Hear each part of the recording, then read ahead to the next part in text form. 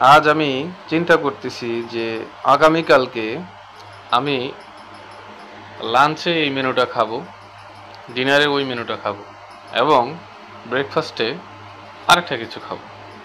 এবং আরেকটু ভবিষ্যতের কথা চিন্তা করলে যে আমার মেয়েদেরকে ভালো জায়গায় পাত্রস্থ করব, তাদেরকে উচ্চশিক্ষায় শিক্ষিত করব, লেখাপড়া করাবো, ধর্মীয়ভাবে তাদেরকে জ্ঞানী করে তুলব।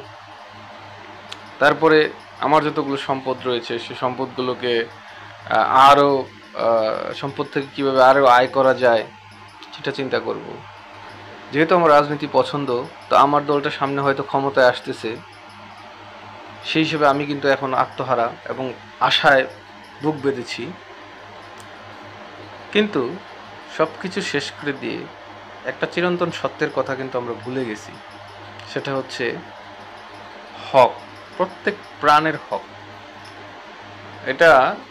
এটা থেকে কোনো প্রাণ দূরে সরে যাওয়ার কোনো প্রকার সুযোগ কিন্তু নেই। এবং জীবন, তার জীবনটা ফিরে পাওয়ার পরে একবার হলেও এই হকটা তাকে পেতেই হবে। এটা তার পাওয়া হক। সেটা হচ্ছে মালাকুল মউত। আমি চিন্তাও করতে পারবো না যে কিছুক্ষণ পরে আমি এই পৃথিবীতে নেই। তখন এই যে আমার দল ক্ষমতায়, আমার সন্তান, আমার সম্পদ, আমার কর্ম, যা কিছুই ছিল সব কিছু কী হবে, অতীত হয়ে যাবে। এবং মানুষ আস্তে আস্তে আস্তে আস্তে আস্তে আস্তে এগুলো ভুলে যাবে। এবং এটার উপরে নতুন মানুষের কর্মের উপরে নতুন মানুষের কর্ম লাগবে। ওটা হবে আধুনিক, ওটা হবে মডার্ন, আমারগুলো হবে ব্যাকডেটেড।